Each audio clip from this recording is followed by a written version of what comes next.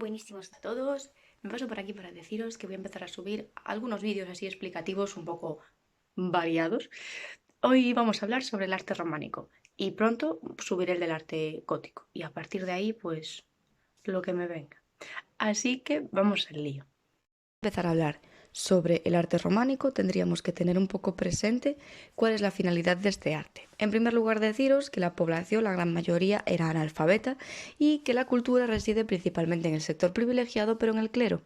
Por lo tanto, lo que va a hacer este arte es estar vinculado principalmente a la Iglesia, sobre todo en dar a conocer y explicarle a los fieles analfabetos el mensaje de Dios a través de manifestaciones artísticas como pueden ser las iglesias, catedrales, imágenes de los santos, vírgenes, etcétera.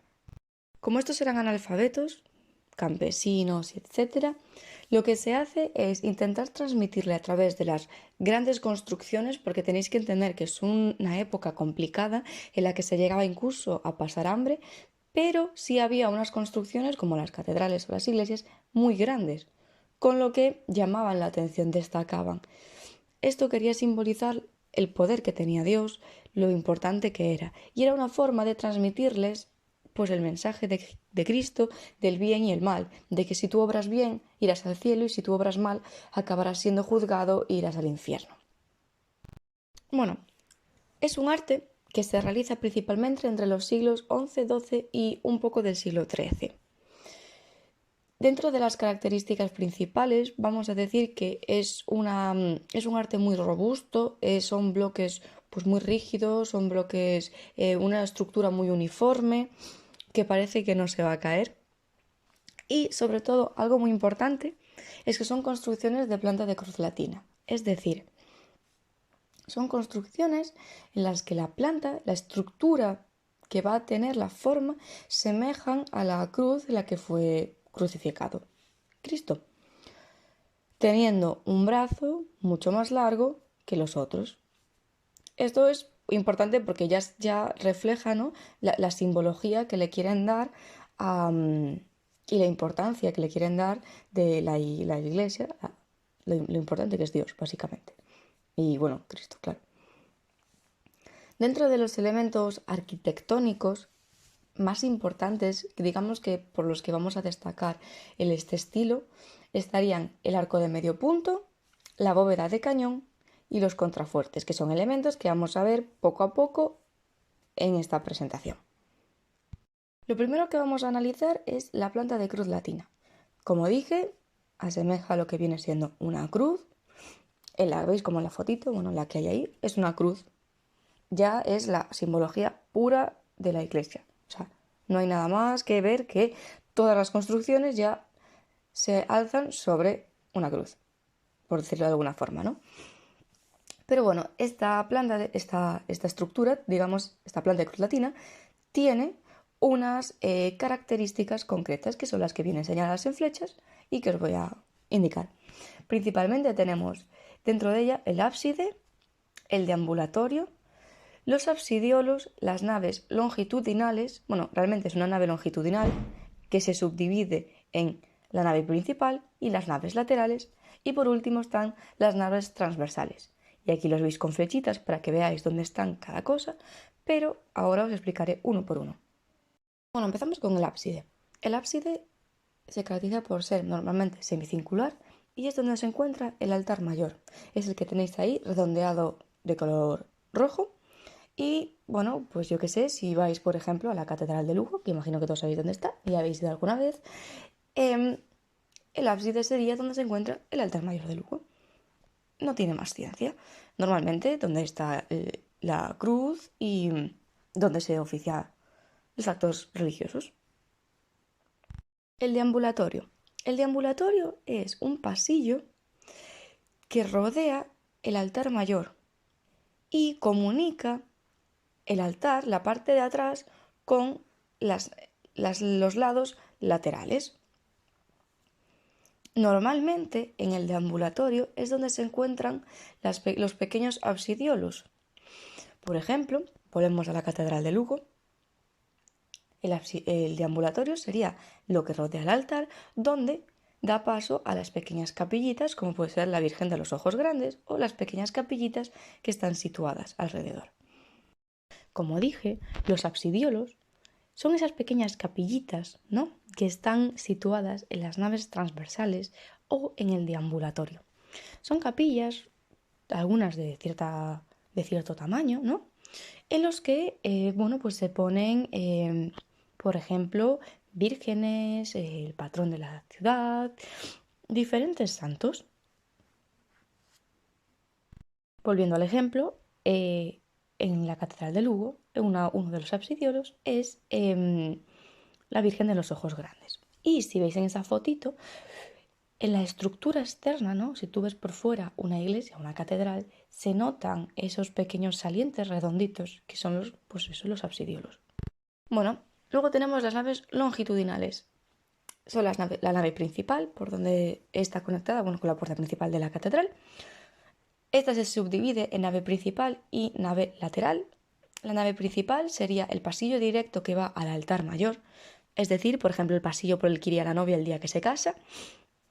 Y las naves laterales son los pasillos a la derecha y la izquierda correspondientemente de la principal, que se conectan con las naves transversales. Normalmente, cuando vas a visitar, por ejemplo, una catedral, tú irías por las naves longitudinales, pero las laterales, nunca por el pasillo, por la nave principal, sino por la lateral, y esta ya se conectaría con las naves transversales, y así harías un recorrido. Normalmente, las iglesias o catedrales tienen un recorrido propio. Por ejemplo, en la Catedral de Santiago de Compostela tienes que entrar por una puerta en la que, por un lado, que es el lado izquierdo, creo, en el que se representa el paraíso en la puerta, saldrías a Platerías, donde, el pórtico está un poco destrozado con una mezcla de elementos, y posteriormente entrarías por las naves otra vez, las laterales, y saldrías a la fachada principal, donde verías el pórtico de la gloria y el juicio final. Bueno, también tenemos las naves transversales, que son las que tenéis ahí, redondadas con un círculo rojo, y básicamente son los brazos cortos de la cruz y sirven de unión entre las naves longitudinales, el ábside, el deambulatorio, etc. Bueno, normalmente cuando hablamos de un estilo artístico, siempre hay algunos elementos claves a la hora de distinguirlos y de caracterizarlos. Normalmente con el estilo románico podemos hablar principalmente de dos elementos, lo que sería una bóveda de cañón y el arco de medio punto.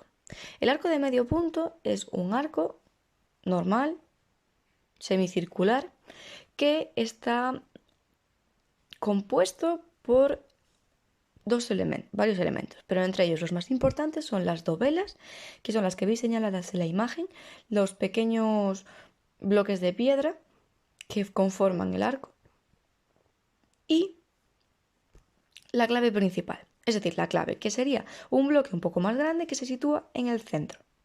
Bueno, luego sí que posteriormente, como veis, hay más elementos, la línea de impostas, pero bueno, da igual. Lo más importante, para que vosotros os quedéis con ellos, serían las dovelas y la clave. Y cuando tú pones varios arcos de medios puntos uno tras otro, se forma la bóveda de cañón, que es la imagen que tenéis al otro lado. Veis como un arco de medio punto y luego sucesivamente se crea una bóveda de cañón. Pero bueno, sobre todo otro de los elementos importantes a la hora de caracterizar, digamos, este arte serían los contrafuertes. Los contrafuertes sirven para aguantar el peso de las paredes y que éstas no se vengan abajo. Hay muchas formas de hacer contrafuertes y a medida que van evolucionando los estilos, por ejemplo en el gótico, son mucho más voy a clasificarlo de bonitos, más esbeltos, más finos, pero siguen soportando el mismo peso. En este caso, en el estilo, en el románico, son muy gruesos, como el que veis en la imagen. Pero bueno, es eso, su función principal es la de aguantar el peso de la estructura, porque si no, sin ellos, esta se vendría totalmente abajo.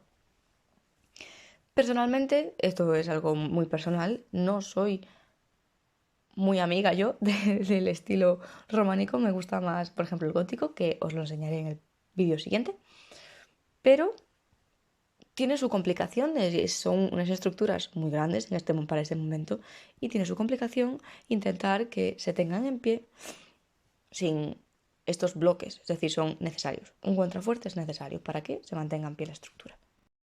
Para hacer así un pequeño repaso general, antes de entrar en la pintura y en la escultura, decir que la arquitectura románica se caracteriza por ser muy robusta, por ser construcciones rígidas con grandes contrafuertes, muy sólidos y muy gruesos, con arcos de medio punto y pequeñas ventanas que iluminan el interior. Si nos fijamos en esa foto, que antes no lo comenté, vemos como hay dos torres, en ellas están las campanas, y las campanas son importantes porque no solo marcan las horas, sino que también avisan cuando hay pues un entierro, cuando hay una boda, cuando igual van a invadir el pueblo o la ciudad, por lo que el campanario es muy importante. Además, como veis en la foto, en la parte de atrás hay una parte que sobresale y que no son las torres. Eso se llama cimborrio y es un cuerpo saliente, normalmente de planta cuadrada u octogonal, que se levanta sobre el crucero, es decir, sobre donde está el ábside casi. Y esta normalmente es la base de la cúpula y tiene la finalidad de iluminar el interior de una iglesia o de una catedral. Pero no todo está enfocado a la arquitectura, aunque sí que es cierto que es lo más llamativo. Tú, por ejemplo, ahora mismo vas a cualquier aldea gallega y me la jugaría a decir que casi todas las iglesias que os encontréis son románicas. Obviamente llama la atención, son muy grandes, aunque sean pequeñas, ¿no? Pero vamos a tener presente que son construcciones que llaman la atención en ese momento y por lo tanto destacan más. Pero no es lo único que se hizo, pues la escultura y la pintura también van a tener su importancia. Dentro de las características principales de las dos, porque vamos así a englobarlas un poco, estamos hablando de figuras que son muy rígidas, no son como las, por ejemplo, esculturas griegas, como por ejemplo los relieves del Partenón, que son figuras donde se ven perfectamente las caídas de las telas, se ve el cuerpo humano. No, son figuras muy rígidas, no es que no tengan tanto trabajo como las otras, pero bueno, no se aprecian tanto, por ejemplo, los detalles. Además, no tienen perspectiva. No, eso es más sobre todo vinculado a la pintura. No tienen una perspectiva, no parece que haya un fondo, no son como tridimensionadas. Son unas figuras muy planas. Y son normalmente, tanto en escultura como en pintura, representaciones de Cristo o de la Virgen. Y sobre todo, que esto también es importante, están pintadas con colores muy vivos, con colores muy llamativos, el rojo, el azul, el amarillo, colores muy llamativos. Y aunque nosotros ahora, por ejemplo, en un pórtico de una catedral o de una iglesia no veamos las esculturas pintadas, sí que lo estaban en su momento. Por eso esto vale para ambos, tanto pintura como escultura, porque las esculturas también estaban pintadas. Bueno, en estas fotos he puesto 3 ejemplos de escultura que espero que se aprecien bien. Como vemos, son figuras, están sentadas, pero de una forma muy rígida. La Virgen no abraza, por ejemplo, al niño. No dominan muy bien la forma de esculpir los movimientos. Son muy rectas.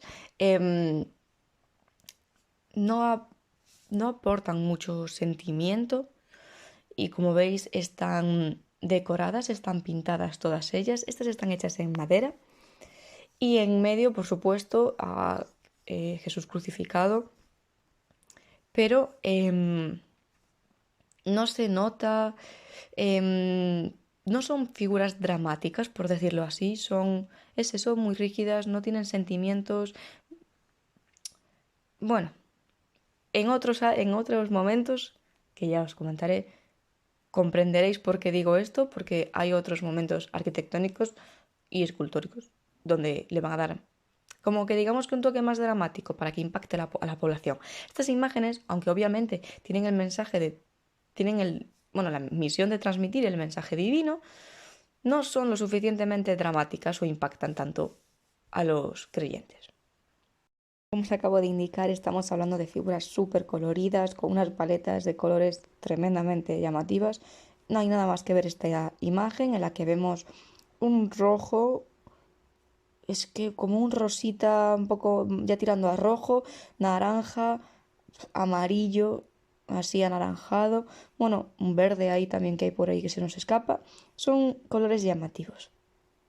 En la pintura, que está dividida en tres partes, la del medio se denomina Cristo Pantocrátor y es una representación muy típica no solo del arte románico, sino también del arte bizantino. Esta representación no solo se tiene por qué pintar, sino que también se puede hacer en escultura. Y según la hagas de una forma u otra, la vas a colocar también en un sitio u otro. Es decir, si tú lo pintas, lo vas a colocar en el ábside, en las cúpulas. Y si lo esculpes, lo vas a colocar en la entrada, en los pórticos, en el tímpano del pórtico. Y dirás, Alba, ¿qué es un tímpano? Pues os lo voy a contar en la siguiente diapositiva. Así que no os impacientéis. Por último, sobre esta representación hay que tener muy presente que va a tener siempre unos elementos esenciales. Es decir, siempre va a estar sentado, Cristo va a estar siempre sentado, va a tener la mano levantada en símbolo de bendición y en la otra mano va a tener siempre las sagradas escrituras. Y, por norma general, va a estar acompañado de los 4 evangelistas. Y, por último, para así ya ir cerrando, ¿no? Este tema este mini tema, vamos a decirlo así, sobre el arte románico, vamos a hablar de las partes de un pórtico o de la entrada de una catedral, por ejemplo. Estas suelen tener varias partes, importantes todas. El dintel, las arquivoltas, el tímpano, el parteluz y las jambas y el fuste. El tímpano. El tímpano es la parte normalmente en la que, como os dije antes, pues se pone al Cristo Pantocrátor. El parteluz, como su nombre indica, divide la entrada de la luz en dos partes. Luego están las jambas, que digamos, o los fustes, básicamente son las columnas, vamos a decirlo así, en las que descansan las arquivoltas, y las arquivoltas son varios arcos de medio punto, unos encima de otros. Normalmente, todos estos elementos tienen una decoración específica. En las arquivoltas suele haber, por ejemplo, motivos vegetales.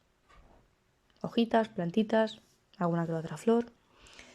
En las jambas puede haber eso, puede haber imágenes de santos. En el tímpano, a Cristo Pantocrátor. El dintel, que es lo que separa el parteluz del tímpano, que no lo dije antes, también suele estar decorado con motivos vegetales. Y en el parteluz, augusto. Y para finalizar por completo este tema, esta imagen es súper importante y diréis por qué. Porque yo creo que es una de las mayores representaciones románicas de España. Voy a decir solo de España por decir así poco. Este es el Pórtico de la Gloria, que está en la Catedral de Santiago de Compostela. Y en él se ven perfectamente las diferentes partes que acabamos de comentar antes. Estas, si las queréis ver en profundidad, están en la diapositiva anterior, en la imagen pequeñita, en donde se ve que en verde están la parte verde corresponde a los profetas, la azul los apóstoles, en el centro estaría el apóstol obviamente, y abajo el árbol de Jesé, vamos, la cronología de Cristo. Y luego arriba pues veríamos a los evangelistas en forma de tetramorfos, al Cristo Pantocrátor, a los ángeles de la Pasión, a las 40 almas bienaventuradas y a los 24 ancianos del Apocalipsis. Así que si queréis, como hoy hay en estos días por desgracia hay tiempo, os animo a que detalladamente lo analicéis, bueno, o por lo menos que os fijéis en las características. Se ven perfectamente el tímpano, el dintel no está decorado, el parteluz es clarísimo, así como las arquivoltas y las gambas. Bueno, espero que os haya quedado un poco claro las características principales del arte románico y cómo diferenciarlo de otros tipos de arte. Si tenéis cualquier tipo de duda o lo que sea, pues lo podéis dejar en los comentarios. Igual me paso por ahí y os respondo. O, bueno, tenéis tiempo también para investigar un poco sobre, no sé, buscar alguna catedral así románica, alguna iglesia. Bueno, yo lo dejo por ahí. Y si tenéis tiempo y os apetece investigar un poco, pues Google tiene un montón de imágenes con las que podéis ir mirando. Así que nada, espero que os haya gustado, quedaros en casa y mucho ánimo.